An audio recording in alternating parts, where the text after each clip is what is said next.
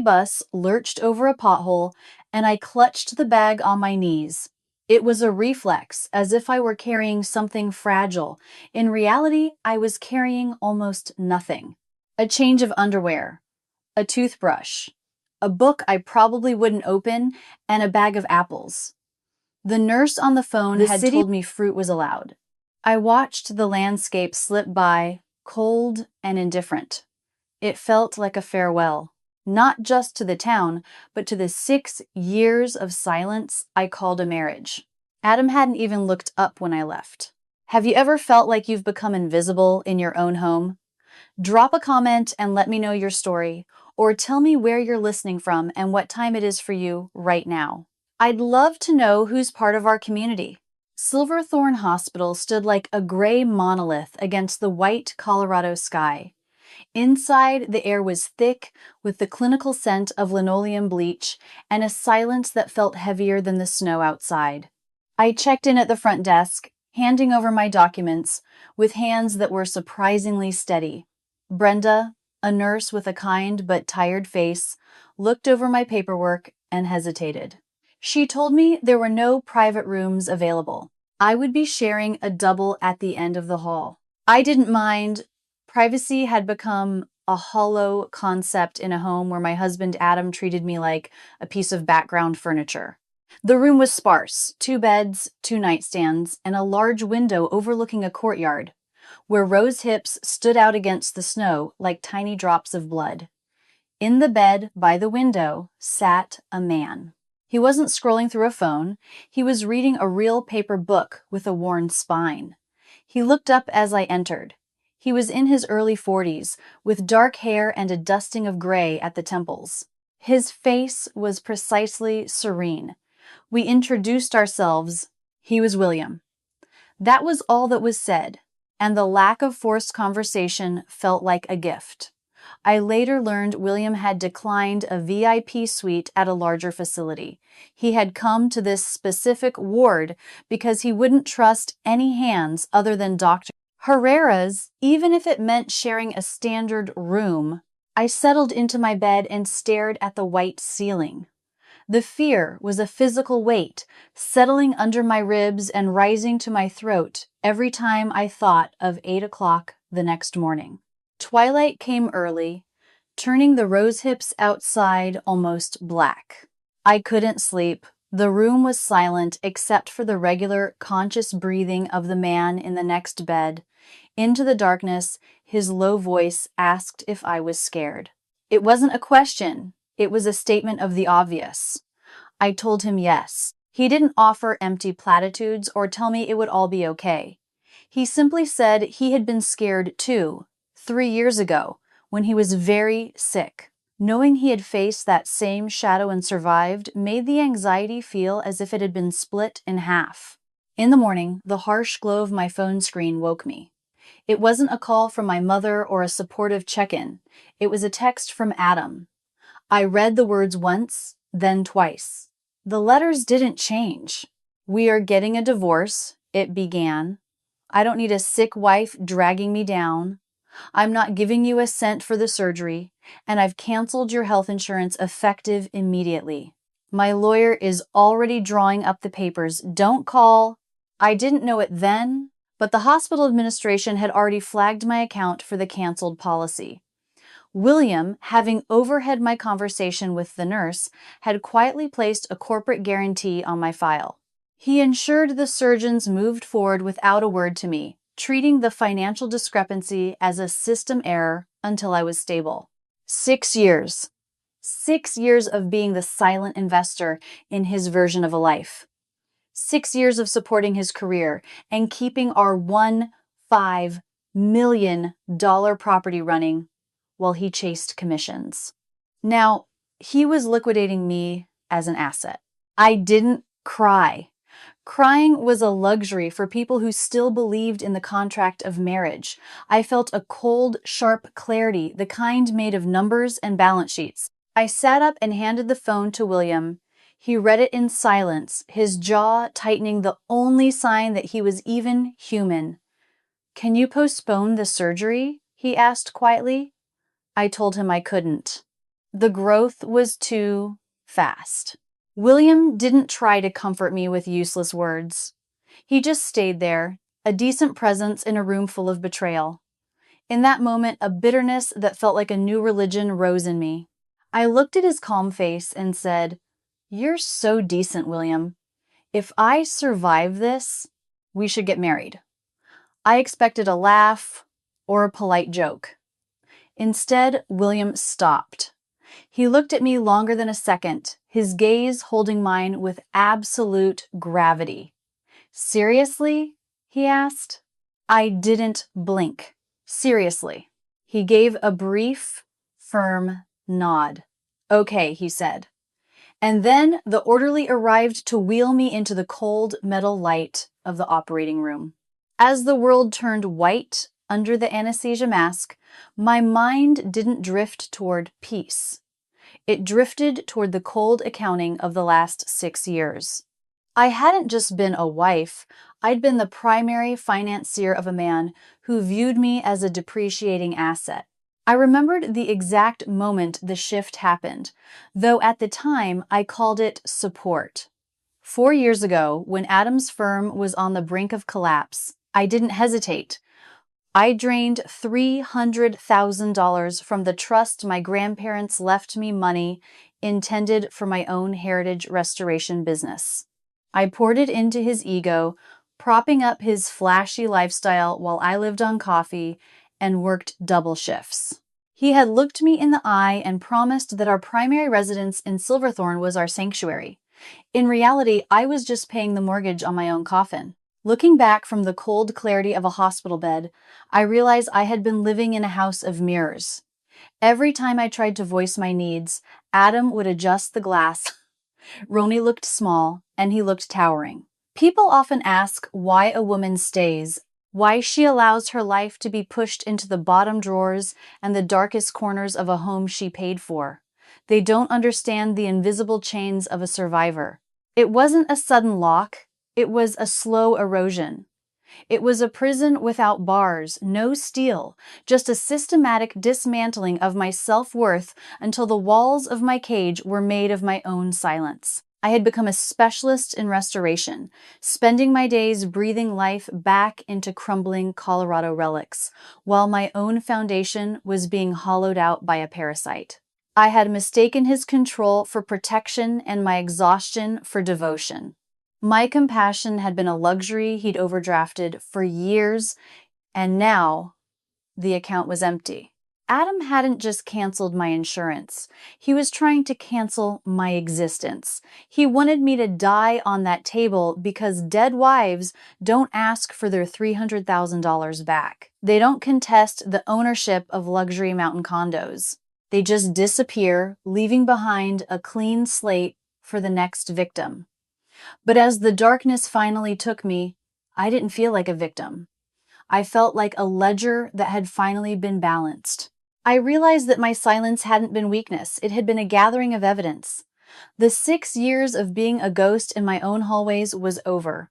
If I woke up, I wouldn't be returning to the corners. I would be reclaiming the center of the room. This wasn't a medical emergency anymore.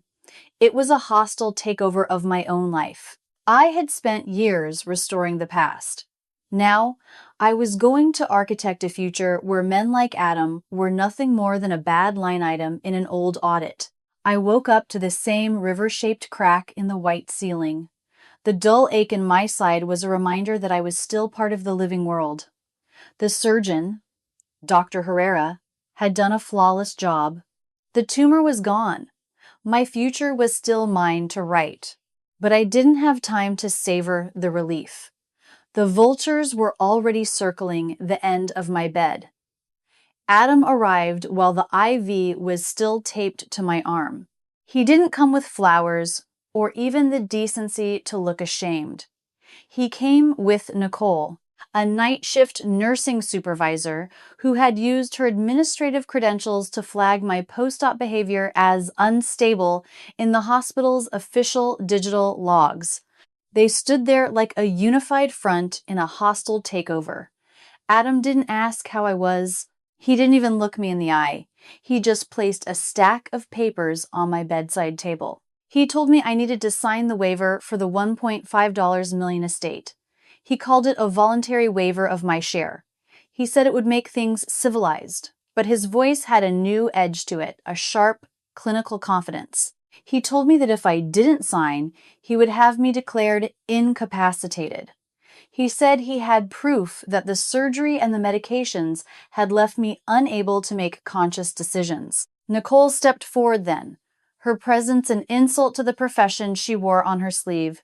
She looked at me not with compassion, but with a terrifyingly neutral assessment. She told me she was an experienced nurse and would testify that I had been delirious. She was prepared to tell a judge that I didn't recognize people and was in a permanent state of agitation. It was a perfectly constructed lie. They wanted to prove I wasn't in my right mind, so they could invalidate every decision I made, including my right to the property and the $300,000 I had used to prop up Adam's life. They wanted to lock me in a cage of medical records and legal fine print. Adam looked around the small hospital room with a smirk, calling it expensive and noting that I shouldn't try to make this difficult. I looked at them both and felt a serene, quiet fatigue. This was the man I had spent 6 years trying to please. This was the woman who was supposed to care for the vulnerable. They were already splitting the spoils of a death that hadn't happened. I didn't scream. I didn't plead. I just looked at Adam and told him that, from now, all communication would be through my lawyer. The smile on his face didn't disappear, but it froze. He told me I would only make trouble for yourself. He didn't realize that the woman who had lived in his shadow for 6 years had died on that operating table. The woman standing in her place was a restoration expert, and I was about to dismantle his life with the same precision I used to save the relics of Colorado. I told them to leave. Nicole tugged on his arm, sensing the shift in the room, and they retreated. I was alone again, but the silence wasn't empty anymore. It was the sound of a counterattack being drafted. William Grant didn't move until the sound of Nicole's heels faded into the sterile hum of the Silverthorne Hospital hallway. He closed his book and set it precisely on the nightstand, maintaining the serene demeanor that had initially split my anxiety in half. There was no pity in his eyes, only a cold, analytical focus that signaled the start of a methodical retaliation. He looked at me, and I realized that while I had spent my life as a specialist in restoring the past, William was a master of architecting the future. He told me he'd been watching the dynamics of this room for 3 days. He knew that as my legal spouse, Adam held my healthcare proxy by default. Before Lawrence Bell could even open a file, William had me sign a formal revocation and a new power of attorney, stripping Adam of his medical authority before he could sign a single incapacity order. He revealed his true identity then not as a simple patient, but as William Grant, the billionaire founder of a global biotechnology empire. He was 42 years old, and he had come to Silverthorne specifically because he didn't trust anyone else with his health but Dr. Herrera. He told me he'd spent his life learning to spot a bad deal, and that Adam was a liability that needed to be written off. He said he didn't like being alone, because silence was usually where people hid their truths, but he found my silence to be a sign of quiet resilience. William didn't ask for permission to intervene. He simply picked up his phone and made a single, decisive call. He wasn't loud like Adam. His authority was an unadorned fact. Within 1 hour, Lawrence Bell, the most feared family law attorney in the state, walked into the room. Lawrence was a man in his mid-50s who looked more like a clinical auditor than a lawyer. He sat at the small table in the corner and asked for the balance sheet of my life. No emotions were permitted, only dates, amounts, and documented evidence. I told him about the $300,000 I had drained from my trust to save Adam's failing firm 4 years ago. I told him about the 6 years of being a silent investor in a man who viewed me as a subscription service with no cancellation policy. Lawrence didn't flinch when I explained the incapacity plot. He noted that Adam and Nicole were attempting a hostile takeover based on a non-existent weakness. William had already authorized the release of his medical files to prove the drugs we were prescribed didn't cause delirium, creating a lethal curiosity gap that Adam's team would never see coming. For the first time since I stepped onto that bus, I felt a different kind of silence settle over me. It wasn't the silence of being ignored. It was the silence of a kingdom being fortified. William looked at me and said that Adam wasn't just a husband who had failed. He was a debtor who was about to be called to account for every overdraft. As Lawrence began drafting the countersuit, I realized that my 6 years of patience had actually been a period of gathering intelligence. This wasn't a breakdown. It was a professional escalation, and for the first time in my marriage, I finally had a shield that Adam couldn't break. Lawrence Bell walked back into the room 3 days later. He didn't have his briefcase this time. He just held a single, slender file. His eyes were fixed on me with a quality I hadn't seen before, something that looked like grim, professional respect. William didn't look up from his book immediately, but I could feel his focus shift. The silence wasn't peaceful. It was the atmosphere before a controlled demolition. Lawrence sat and slid a document across my hospital bed. It was a copy of a life insurance policy. I looked at the date. It had been issued 3 months ago, exactly 1 week after I had received the diagnosis of my tumor. He had exploited a high-risk rider in his firm's executive group policy, bypassing a standard medical exam and forging my consent while I was still reeling from the initial news. The coverage amount was written in bold, unmistakable letters, $2 million. The sole beneficiary, in the event of my death during surgery or recovery, was Adam. I stared at the paper.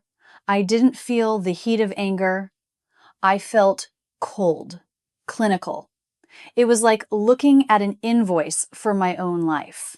I had been worried about our $1,500,000 apartment and the $300,000 I'd used to bail him out. But Adam was thinking on a much more permanent scale. He wasn't just hoping for a divorce. He had bet on my expiration. This explains the insurance cancellation 2 hours before your surgery, Lawrence said, his voice flat and unemotional. He wasn't just trying to save money. By attempting to drop a dependent spouse during an active medical crisis, he didn't just break a promise. He violated federal ERISA regulations. His attempt to bypass the mandatory COBRA notice periods turned a civil divorce into a target for federal labor investigators. He was intentionally creating a high-stress environment right before you went under anesthesia. He was hoping for a physical complication. He was hoping your heart would give out under the weight of the anxiety he was manufacturing. He didn't want you to survive. I looked at William. Finally, he closed his book and looked at the policy. In my world, he said, this is called an aggressive hedge. But in a marriage, this is called premeditated malice. He wasn't shocked. He was simply analyzing the data. For 6 years, I'd been a human being to myself, but to Adam, I was just a commodity. My 6 years of devotion had been a premium. He was happy to pay for this eventual payout. I rubbed my eyes, trying to summon a single memory of his affection, but there was only clarity. This wasn't a marriage. It was a long-term investment strategy where I was the collateral. Adam hadn't just been a bad husband. He'd been a predator wearing a wedding ring. He'd watched me pack my small bag and my apples, knowing that if I didn't wake up, he'd be $2 million richer. We've also found the source of the funds for the premiums, Lawrence continued. He used the joint account you've been funding with your restoration work. You were literally paying for the policy that would reward him for your death. The indignation I felt was clinical. I realized then that there would be no settlement. Adam didn't deserve a share of the apartment or a single cent of the money I'd saved. He deserved a criminal record. This discovery removed any remaining path to redemption. He wasn't just an ungrateful ex. He was a man who had tried to turn my medical tragedy into his ultimate jackpot. The ledger finally closed. The woman who would have forgiven him was gone. The woman left behind was a restoration expert, and I was about to strip away his facade until there was nothing left but the rot. I told Lawrence to file the report with the district attorney. The courtroom in Silverthorne was small, with high windows that let in the harsh, judgmental light of a Colorado winter. Adam sat at the defense table, his posture forced and his chin tilted up, trying to project the same dazzling strength that had fooled me at 24. Nicole sat beside him, her flashy manicure tapping rhythmically against the wood. They looked like they were already celebrating. To them, this was a simple arithmetic problem. One sick woman versus two professional liars. Their lawyer opened with the incapacity claim, painting a picture of a wife lost in a fog of opioids and post-operative trauma. Nicole took the stand, her voice soft and rehearsed, testifying that I hadn't recognized my own husband and was in a permanent state of agitation. She was professional, credible, and entirely lethal. Then Lawrence Bell stood up. He didn't argue. He didn't plead. He submitted the hospital's automated incident audio log, which Nurse Brenda had legally activated the moment she witnessed a violation of patient-visitor safety protocols in the hallway. He simply played the recording that Nurse Brenda Sanchez had captured in the hospital hallway. The silence in the room became absolute as Adam's own voice filled the space, clearly discussing how they would sell our Silverthorne property and split the money once I was declared legally incompetent. The shift was instantaneous. Adam's dazzling self-assurance vanished, replaced by a gray, sickly pallor, but Lawrence wasn't finished.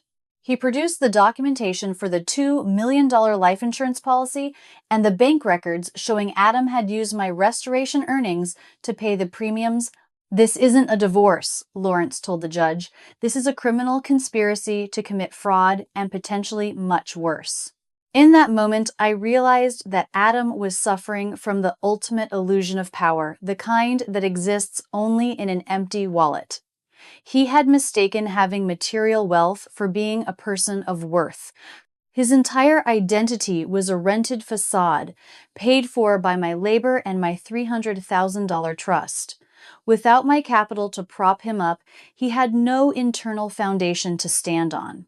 He was an overdrafted soul who had finally reached his limit. The judge's ruling was a controlled demolition. Adam was ordered to pay back the $300,000 plus interest, lost all claim to the multi-million-dollar condo, and his petition for my incapacity was dismissed with prejudice. As for the criminal aspect, the file was handed directly to the district attorney for insurance fraud and conspiracy.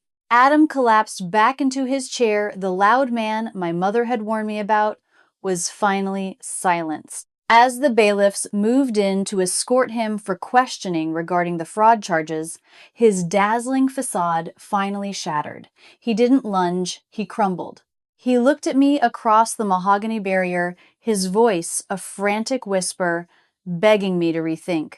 He tried to reach for my hand, the same hand he'd told me never to call. He knew the district attorney's referral meant an automatic report to the regulatory boards. In his world, a felony indictment for insurance fraud isn't just a scandal. It's a permanent ban from the financial industry. I didn't answer him. I didn't even look back. William stood beside me, his presence a shield made of truth and quiet retribution.